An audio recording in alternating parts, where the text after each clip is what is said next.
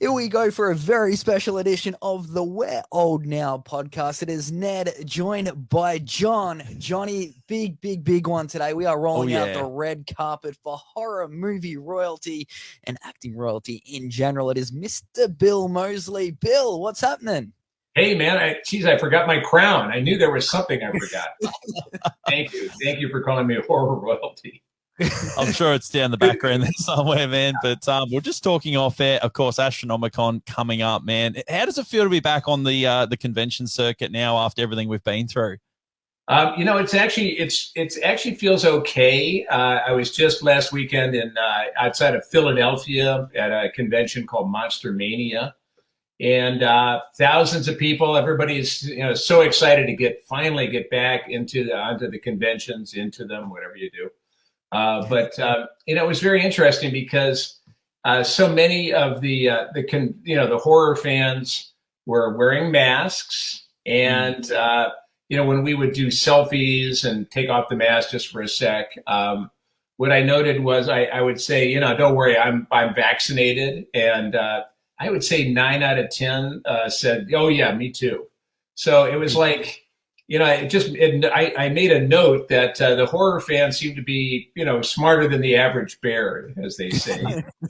And so everybody's like, they're happy to be back, but they're also cautious and wise about, the medical parts of things. So it's cool. That's fantastic right there, Bill. And I think you guys are a step ahead of us at the moment on the vaccine side of things. That's why we're all sort of still in the middle of lockdowns and all sorts of things. So it looks like things are going back to normal for you guys, where we're almost stepping back.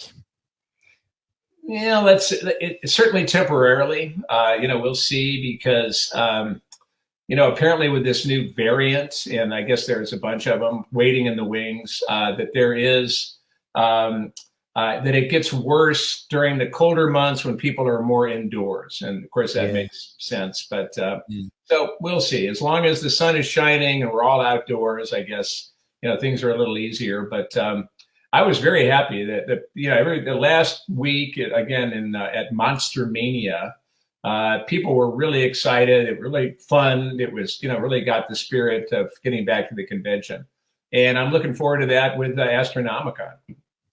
Oh, very much so. And before we jump more into Astronomicon, this is the We're Old Now podcast, Bill, which is really throwing back to sort of our youth sort of thing. I wanted to know, like, back when I was growing up, I was all into the Teenage Mutant Ninja Turtles and, collecting figures and that sort of thing. What sort of was in the bedroom of Bill Moseley as you were growing up? What was your sort of go-to figure, or what did you get into? Well, certainly dinosaurs when I was a kid. Did like those dinosaurs, and the Aurora, monster kits of Frankenstein, Wolfman, Dracula, the Mummy, the Creature. That was also very popular in my house. As I got a little older, a little kind of, a little more teenage, Farrah Fawcett, Raquel Welch in her little fur bikini from 1 million BC. So that was basically it. And then of course, then I started smoking weed, much to my parents didn't know, but I got into black light posters. I had my ultraviolet light and, these, I remember I had one poster that said, it was 2 panels. And the first panel was, a man and a woman dancing merrily, crazily with wearing, crowns of grapes. And that part said today's kicks. And then the other panel was this flaming skull, and it said today's kicks, tomorrow's despair. So I had that up, of course, and I painted it with black light paint. That was totally it. You have one of those, Johnny? Oh, no, I didn't, but I wish I did. Man, that's really cool. Yeah, exactly. But hey, let's talk a bit more recently. Look, we've loved seeing you pop up in some music videos here and there, Bill, of course. You popped up on Twister's video there, and Ice Nine Kills Assault and Batteries. Can you tell us a little bit about this little video series where you're going to be playing the cop? Well, it actually couldn't have come at a better time, because thanks to Three from Hell and this new movie that's coming out, Prisoners of the Ghostland, I've had a full beard for and COVID, so I've had a full beard for the better part of a year and a half, and so for I was doing a movie called The Chastiser, and they wanted me to shave and be a cop. And so I had already shaved it off when I got the call to be a cop for Ice Nine Kills. And so that was a very easy transition. It was a lot of fun playing. I love Spencer. I mean, I think he's a great guy, really, really smart guy. And so that is coming out. I guess it's coming out in pieces. I'm not sure how many they're going to chop it up. I worked hard and put in a long day. So I have a feeling that there's probably, 4 or 5, maybe 6 or more videos coming out of that work. So it's going to be pretty cool. Wow. And you knocked that out in a day, Bill. That's a awesome. Good day's work right there. On the weekend too.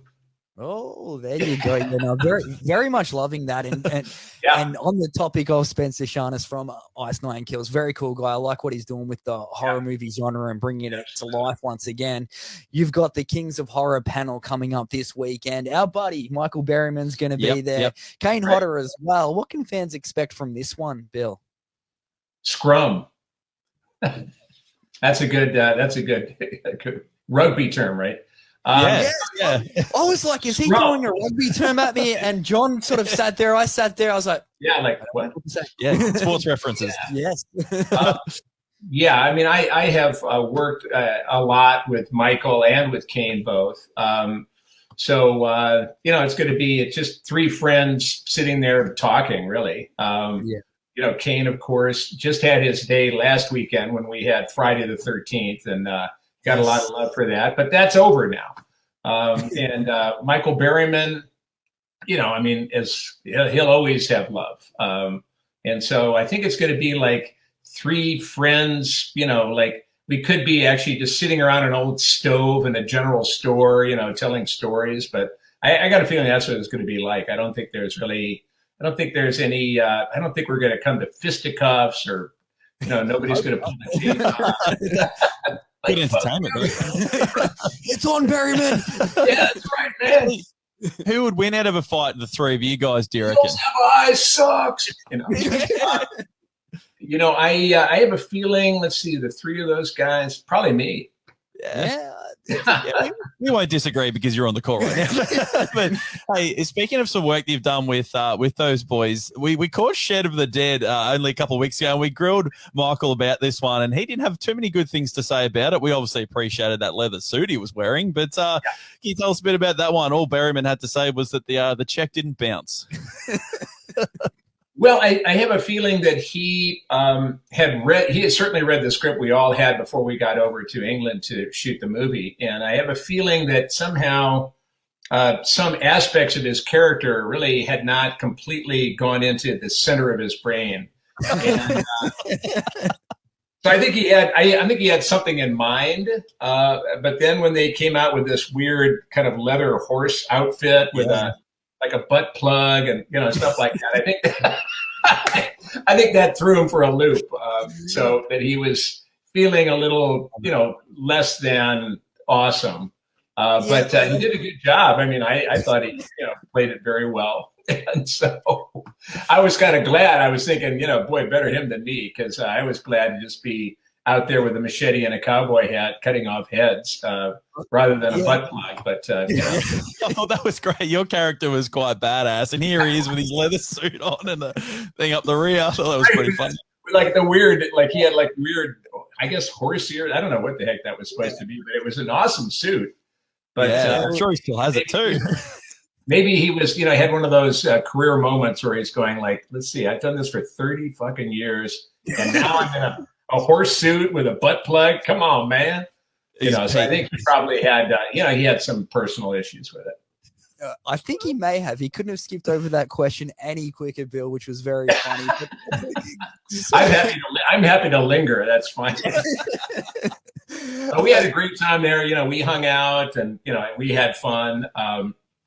Kane actually flew in and worked before we got there. So it was just Michael and me, and we had a ball. We had a lot of fun. So That's fantastic, right? I thought the movie turned out really well. I really liked it. Yeah, we really enjoyed it. I thought it was a great one. And that's like our passion is going through and checking out you guys' movies and that sort of stuff. I was going through your Wikipedia page. I'm like, what can I sort of catch Bill off guard with a little bit here today? I noticed some cool stuff. I didn't know that you're on Days of Our Lives, man, and also Teenage Mutant Ninja Turtles. I'm a big Ninja Turtles Yes, I was going to say, when you were talking about that, I was going to say, Yeah. Teenage Mutant TMNT. Yeah, TMNT, man. TMNT. Yep. What did you do with that for? That was actually kind of a Halloween. That was the Dream Beavers episode. And I play kind of a chop top, cook character. Like I'm in a small dry goods store in the country. And I'm trying to stay awake, and I've been awake for like 40 years or something. And I'm trying to, because if I dream, it's, with a little bit of Nightmare on Elm Street, if I start dreaming, then the Dream Beavers will come through the ether fuzz and take over the earth or something like that. So I have to stay awake. So I'm a little jumpy. I've got a chainsaw, it's a little kind of a chainsaw homage. And I thought it was really cool. I think Robert Englund's in it. There you go. Or somebody. Yeah, there were some voices, and actually the guy that does the Crypt Keeper, John Cassar. He was also in it. So it was fun. It was, I love doing that work too. I love that ADR, that, those voiceovers and cartoon voices. I also did one. I just did one for Tig and Seek, which is a new cartoon series. I did one for Uncle Grandpa, which was really a lot of fun. Yeah, that was very cool. So I love that kind of work. So. Yeah, it's fantastic. Such an interesting career. Yeah, it is a bit. What about Days of Our Lives? What was their situation there? He would have been the heartthrob, I reckon. The casting director liked me, but not enough to give me a regular part. Oh, that's stiff.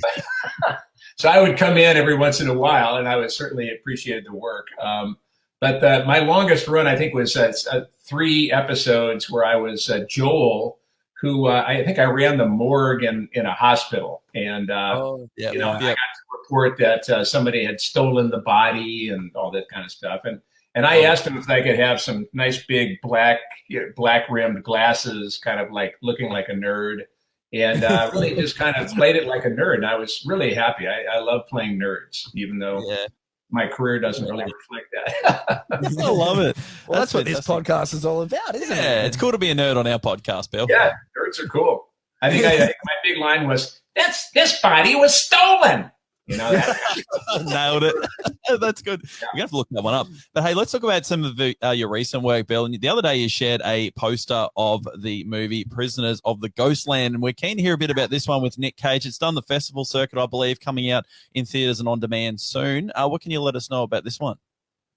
Well, it's an epic. So if you have a chance between let's say like a streaming device and the big screen, I would definitely go for the big screen. It's a huge movie insofar as the visuals is really is epic. We shot it in Japan, November, December 2019. I was really happy to work with Nick Cage, of course. I'd worked with him very peripherally on Werewolf Women of the SS, which was Rob Zombie's fake trailer for Quentin Tarantino's Grindhouse. And but I hadn't, and I'd met Nick once, I think at Rob and Sherry's wedding dinner. Nick was there with his wife. I'm forgetting her name, which isn't good, but her last name is Presley. Elvis Presley's. Oh, yes, yeah. Yes, and Lisa Marie. And they were there, so they weren't really, shaking anybody's hand, really. And but so I didn't really know him. I knew him very peripherally, but I certainly am a big admirer. I love Mandy. I love Color Out of Space. His recent, kind of Gonzo period or whatever you want to call it. So I was very excited about working with him, but I was just wondering, how is he going to be? Is he going to be excited about working with me? And he couldn't have been nicer. He was totally into it. He was totally ready and full of energy. And that's the way I like to approach stuff. So we had a great time, in the few scenes that we had together. And I loved the director, Sion Sono. He is an amazing guy. And if you guys know his filmography or you get a chance to look at some of his movies, they are amazing. And there's quite a range too. He's not, he's got all kinds of different movies. But the one, my favorite, well, there's Tokyo Tribe. It's kind of like a 2-hour rock video, pretty amazing. There's Suicide Club, which is really a classic. There is Hair Extensions, which is surreal. Anti-porno. Of all of those, there are many more. And believe me, he's got a long, long list. But I would, my favorite is something called Cold Fish. So if you ever get a chance to check that out, man, that is a wild movie. But anyway, I went to Japan. I'd been to Japan once before, but certainly not to work. And we shot it in a little town kind of halfway between Tokyo and Kyoto, and just really had a ball. I still don't speak much Japanese, but I got to play the governor, so I'm like the bad guy. I wasn't really sure. I pounded the lines. I knew my stuff, but I wasn't quite sure about the heart of the character. And I went to the costume fitting, and they'd asked for all kinds of measurements so they could make this perfect suit for me. And so I put it on, and it was in fact a perfect suit. But it was white vest, white shirt, white tie, white shoes and socks, white beautiful Stetson cowboy hat, and blood red gloves. And as soon as I sat there with Sion, after I'd put all those, put the wardrobe on before we started shooting, and I just kind of I was looking, I was going, man, I look good, big beard, just, looking good. And these red gloves, man, I just went, that's what they're looking for, and so that's where I went with it. I just said, okay, I am everything that's wrong with the West, and I also, the voice came with it. I mean, once I figured that out, because in Japan they really love Colonel Sanders. They're big.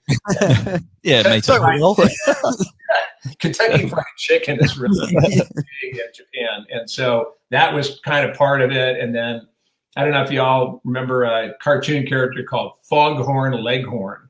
Of course. And, Foghorn, of course, is a big old rooster, and he's always giving advice to a little chicken hawk or something like that. But he's like a big blustery, well, hey, I'll tell you, boy, I wouldn't do that if I was you. Well, I'll tell you when I was a kid, that kind of thing. Yeah. So it's kind of like it all kind of came together, and voila, the governor. And we had a ball. It was really wonderful. The country is so fantastic, so beautiful. And I love trains. So, where we were working, which is a town called Maibara, which was, it was right on the bullet train line. And so I just, boy, oh boy, you walk through the rice fields looking at the mountains, and it's how beautiful it was. And then you'd see that bullet train just pass by on the horizon. I don't know. For me, that was really close to heaven. Wow. Oh, that's fantastic right there. It's your career has just sort of taken you so many places, Bill. Just thinking Japan, you've been over here, Australia. What's sort of the best place you've visited? This just got me thinking off key a little bit. Yeah. Well, I sure do. My heart's still at Coolum Beach. So, up in Queensland. I mean, no offense to your neck of the woods here, but I just had Coolum Beach is probably more of a destination than here. I would think, yes. Yeah, because that was great. Is that the Sunshine Coast? Yes, sir. It's the best part of Australia for sure. Because when we first, when Kane and I first, came over to do Charlie's Farm, we got put up in a hotel overlooking the ocean in Coolum Beach, and so really couldn't really get much better than that. But I loved working in Japan. I also loved working in Poland. I had no idea what to expect. I did 2 movies in Łódź, which is spelled Lodz. So the Western pronunciation is Lodz or Lodz. they call it Łódź. And I love that. I thought that I love Poland. I love working with the Poles, and I love that as well. And I worked on Shed of the Dead in England. I mean, there's been some fantastic places. So I do I have to pick one? No, it's good. It's good. I'll say Australia. How about that? Yeah, because it's an Australian podcast. So yeah, definitely. Thank you, Bill. But we've been talking about your sort of massive career that you've had. We spoke to Michael Berryman about this one as well in the upcoming movie Jasper. He seems to have no idea that this movie even exists. Can you shed some light on that one? Well, I'm the voice of Jasper, so I know a little bit more than Michael. Or maybe he thinks he is. I don't know. Maybe Jasper has split personalities. Talks in tongues. But Jasper is a cartoon character. So it's kind of like a Roger Rabbit movie, is my understanding, where it's live action, and then Jasper comes in, and Jasper is a cartoon character that is, turns out, it's like a big friendly cat, but Jasper gets mean, and Jasper starts killing people. So, call Moseley. Yeah. Fits the bill. Killer cartoon cat? Yeah, get Moseley. Yeah. That's really cool. Cartoon cat. Because he had no idea, really. And it's good to shed some light on that one. And we know that the internet doesn't always lie to you, which is good to know. Yeah, Bill, could you do us a favor and let him know that he's in that movie this weekend? I will. Maybe that will be the lead topic when we do our Kings of Horror or whatever that's called. So, yeah, I love it, man. Obviously that's coming out. It looks like you got quite a few movies in post-production as well at the moment. Like, what else have you got in the works? What's the next sort of 12 months look for Bill Moseley? Well, my wife and I just bought a house. You can see behind me, this is part of it. And so part of it is like learning how to live in a house. I've been in my apartment in Los Angeles for 35 years. And so now I've finally, my wife and I, with her, thank God she's, got some money in the bank.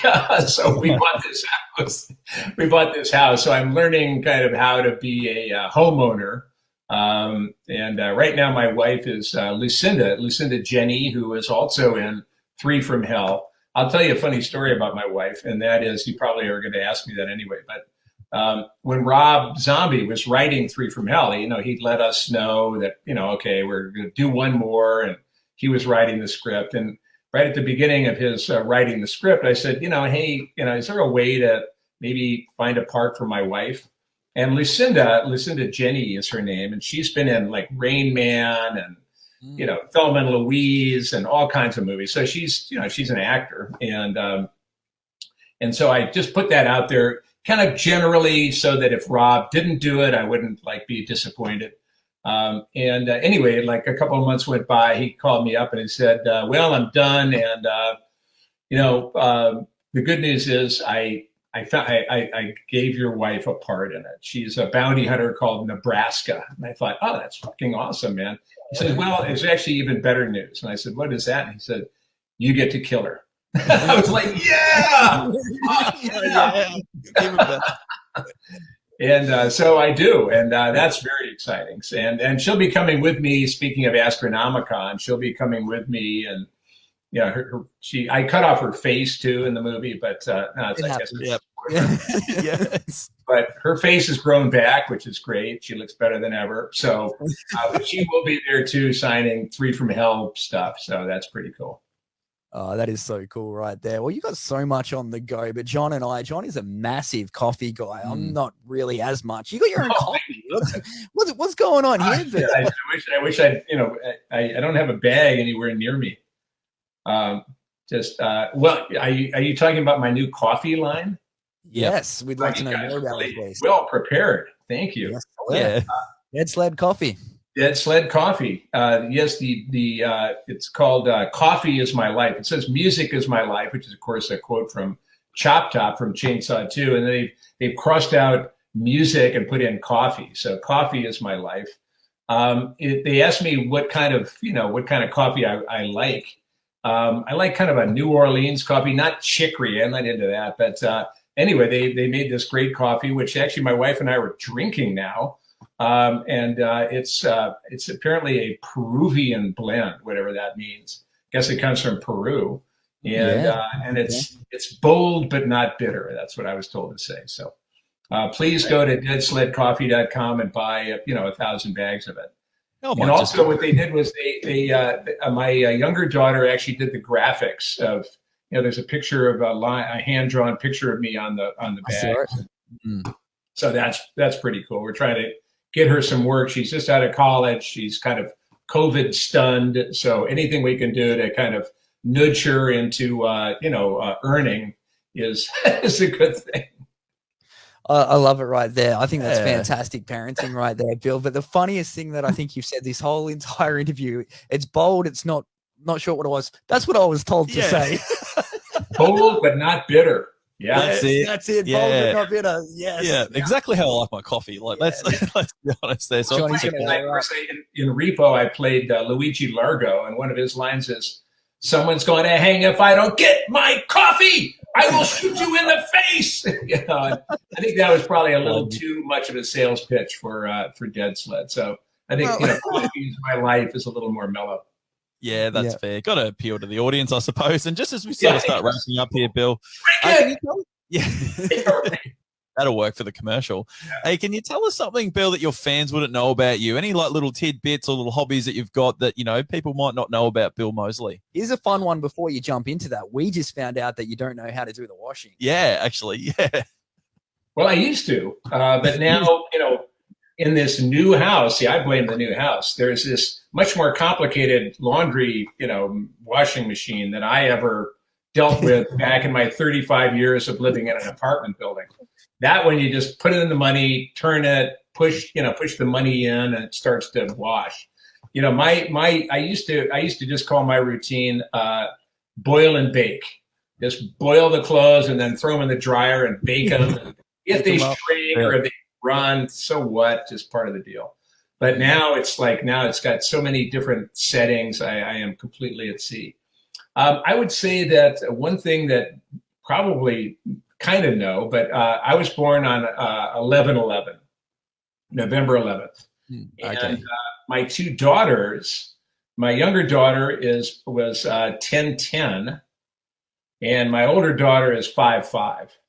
So in our family, we celebrate double days. There's awesome. 12 of them every year. Of course, New Year's Day, 1/1, and then 2/2, et cetera, et cetera. So, and 3 out of the 12 are Moseley birthdays. So I think that's awesome. That's got to be something. I don't know. Yeah, I was hoping that had some kind of special, huge astrological significance that meant we were the chosen ones, but apparently not. So not yet. We can't say it too loud because I'm pretty sure my wife is 5'5". So there you go. Right. We can throw that one in. Yeah, all right. For mentioning it during this. Yeah, Cinco de Mayo. Yeah, there you go. Love it. I don't know why I keep doing this. I think I'm practicing for Astronomicon. Yeah, you got to get in for Astronomicon. I love it, which is happening this Friday. It kicks off. Astronomicon is almost here. You can catch up with Bill Moseley, Kane Hodder, our boy Michael Berryman. Got to give him shout outs. Ask him about that leather suits. Grab your tickets through astronomicon.com/tickets. Be sure to hit this man up on Instagram and Twitter at ChopTopMoseley. Thank you so much, Bill. Really appreciate you taking some time out and chatting with us. Well, it's my pleasure. Thank you guys. If Christopher Lee's son, I know that he directed Boar and Charlie's Farm. He just has a new movie out called The Possessed, starring the great John Jarrett, and who also I got to work with in Boar.